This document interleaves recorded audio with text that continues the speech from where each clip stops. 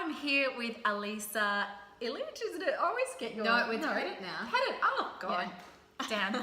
I totally failed with that. I got married. So now, Alisa, I think that you're much better at explaining what you do. Yes. But obviously, you're the founder and creator of Insite Mind. So you can tell us a little bit about that and how it came about.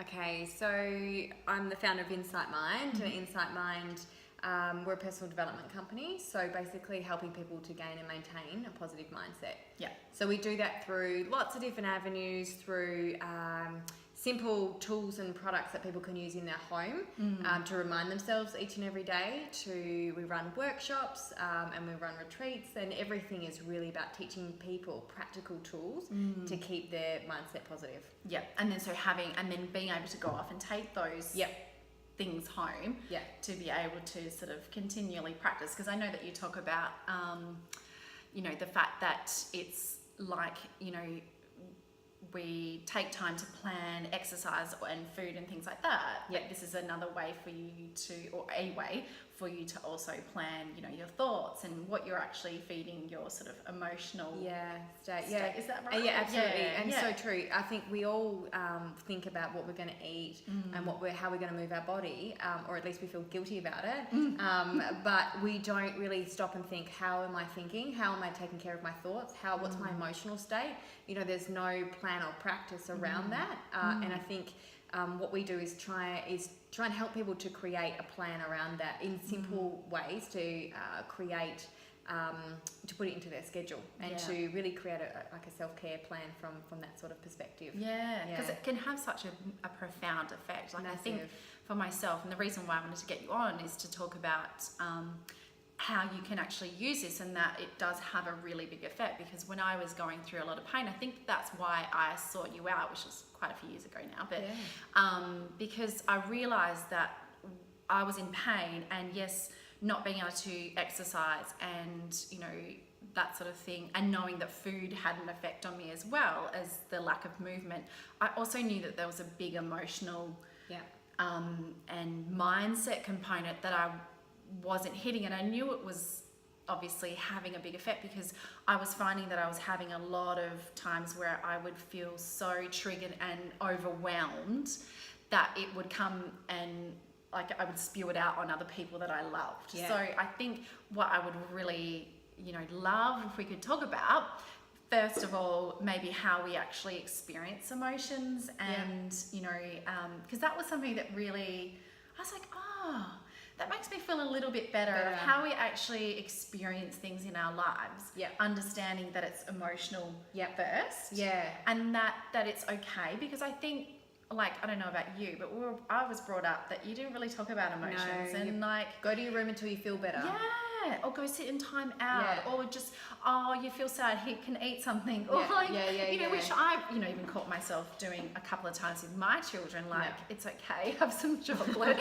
I try not to do that, but you just want to give them something response to feel better, when you should just think about how you feel and dealing with the emotions as they come up. So it's interesting that you say that, because I think it's true. It certainly helped me to understand how emotions are actually experienced. And when we're emotional beings, so everything that we see, feel, taste, touch, and smell travels through our body in the form of electrical signals, and it reaches our brain. It reaches our emotional brain first before it reaches our rational brain. And so what happens is, when it reaches our emotional brain, if we are triggered, if we're not conscious in that moment, we may react based on our emotions and how we're feeling, rather than a rational state. And so emotional intelligence is understanding, hey, how are we feeling, and how are we being triggered, and how am I responding in this instance? Because especially if we've got some triggers, which triggers are things that have happened in the past, almost like scars. Imagine you have an emotional scar, something that you had never really dealt with, something that made you feel bad in the past, and something happens and it triggers that emotional scar. The next time it happens, your mind wants to protect you, so it automatically goes to defend you against the situation, because it thinks that that's the same as the past. Whereas really what needs to happen is we need to be conscious and go, okay, this is the stuff I haven't dealt with from the past. This has nothing to do with right now. Yep.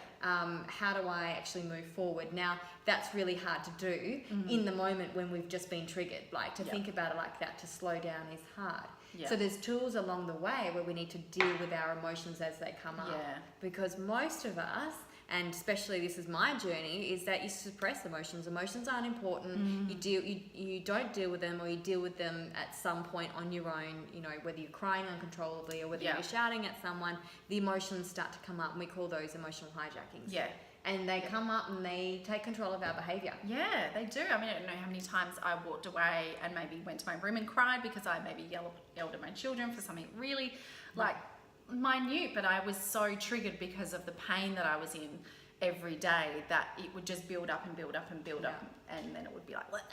Yeah, and then what happens is that you don't deal with what it was that triggered you. You then because then you lump guilt because on top of that emotion, and then you just feel guilty for yelling at your kids rather than going, what's actually triggering me? Where is this coming from? Why am I feeling like this? Yeah. And when you can start to get to the core of those emotions and start to let them go and experience the emotions as they happen, because a lot of people, what we try and do is either suppress or express, and not in a good way, not expressing I feel like this, it's express and it's like this, or we try and push it down. And what we need to do with our emotions is experience them. Yeah. And once we experience them, they move through quite quickly. They're so transient. Emotions are so transient, but you know, we push them away or we hold on to them in some sort of way, and then that's when it gets locked inside of us, and it makes the pain even worse. Oh, it does. Yeah, because you, like, I think it's triggered. Like, I think we're already, if you're in pain, you're already stressed. Yes. And I'm not sure if this is right, but I also learned that, you know, when you're really, really stressed, that whole rational part of your brain doesn't work so well. So therefore you are easily triggered. So stress is something that you also need to look at handling, helping your body to handle. Yep. But also you can help it by learning and understanding your emotions a lot better as well. So, definitely. And it's so true, because when you are stressed, your actual, I guess your more positive emotions are actually accessed at a lower brain frequency than when you're stressed. And so when you're stressed, you don't have the access to your empathy, compassion, your ability to be rational. Like, it's all accessed at a different point. And so you know, to recognize that, to understand all of that, then you start going, oh, okay, I need to start to understand how I feel, to know that I'm suppressing some of these things along the way, so it's not building up. And then, you know, to understand what are my past triggers, and to go, hang on a minute, there are certain things that are triggering me. Why? What have I not dealt with in the past? And they don't even have to be that big. Like, people think, oh, you know, it'll be people that have had big trauma in their life. No, it doesn't. But, you know, it could be something like, so I remember small. something that came up for me was like that, you know, feeling just like, you know, being, I think I was chastised by like a teacher, and it was like something so small, and you know, I instantly feel like that whenever my husband and I have little, you know, tips. If he sort of says something to me, I'm like, oh, look at that little 5-year-old girl that got chastised by her teacher, and like, you know, and then I will react to him because I don't want to feel like that. So and you want to tell that teacher off, and it's not. It's you can continue to replay that situation. And it's knowing in the moment of when that. You know, when that's coming up, that's a moment you have access to letting that go in that moment. And when let's talk about that a little bit. Okay, because we talked about a little bit about pivoting. And you know, and that, so you know, obviously we don't want to be suppressing those emotions. You want to feel them, but what's some of the ways that you can actually experience that emotion without it coming out? Okay, so as a hijacking. So it's called R&R, and it's called relax and release. And so when we experience our emotions, a lot of people try and even suppress it through positive thinking. And so that's okay, it's okay, I feel okay. It's like, no.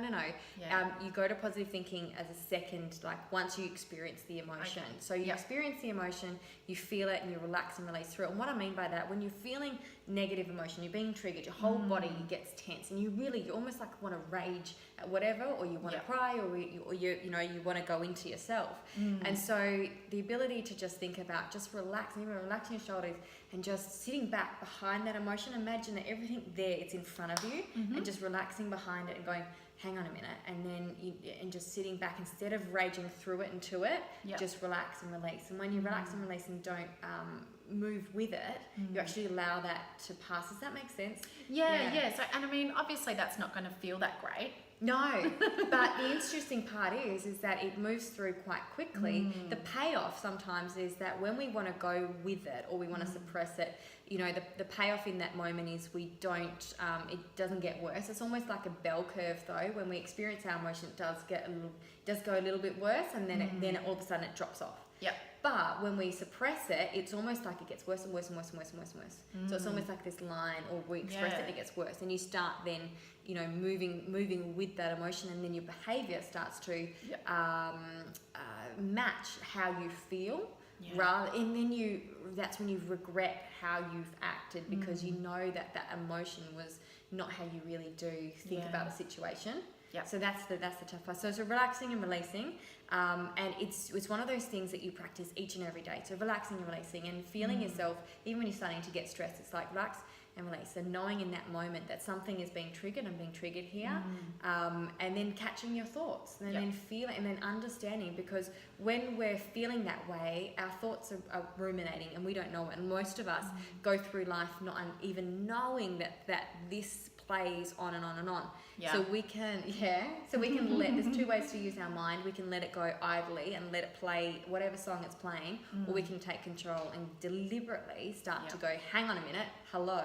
And all you need to do is literally shut your eyes and say to yourself, hello, and that will reset your mind to go, hang on a minute, where am I? Who am I? I've got control of this. I need to start saying something different, because what I'm saying right now is going to lead me down that path of destruction. And when you are in pain, and when things are happening and the situation in that point of time isn't going well, when you start moving through, it's so easy to spiral so quickly because of the pain just takes over, and you ends up, casting a lens over in everything that's happening, and you start seeing everything as bad. And it's like, I don't know if we've really got time to go into this, but the whole above and below the line type thing, that, you know, like when you are below the line, life doesn't go so great. Things are always happening to you. You react to everything. You blame others. And I feel like for me, like that was a space where I kind of lived for quite some time, and it doesn't feel nice. And you certainly don't achieve goals down there. Not at all. You know, and you just feel like life is just happening to you. You don't have any control of anything, and you know, like I said, it doesn't feel good. And I feel like that was a space I was in for quite some time. And it didn't feel right either. Like for me, I used to be such a positive person. So, you know, and then above the line is, you know, where we do take control of our thoughts, and we do think that we can actually control those things. Because I think, you know, like another thing that I learned that was amazing from you was that we actually, our emotional intelligence is different to our, you know, our IQ. We can actually change our emotional intelligence. With the degree to us wanting to. That's the key, is really recognizing that, hey, I want to change this. I want to change this behavior. I want to change this attitude. And that was my journey. I was always below the line. I always had someone to blame. If I could blame someone, there was a payoff, because I felt a little bit better, but it was such a small window of time, but then you'd feel worse afterwards. And then it's just, and I didn't realize it was another way, that once I started to take personal responsibility for everything in my life, then regardless of if it was positive or negative, my life started to change, because I could master and control, and not control, but I could go with what was happening and respect the moment, instead of trying to control the moment to be what I wanted it to be. Just respect what was unfolding in front of me and take responsibility as to how I acted and move forward. So, you know, now I have this saying that let every moment that passes before you be better, because it does. And so that means that if you are there in a moment, instead of trying to lower it by, you know, trying to make it what you want it to be, you actually you raise it by being, you know, taking responsibility and say, okay, what can we do in this situation? Stay tuned as we with Alisa from Insite Mind, from Insite Mind, where we talk and dive into some tools and tips that you can use to move your mood.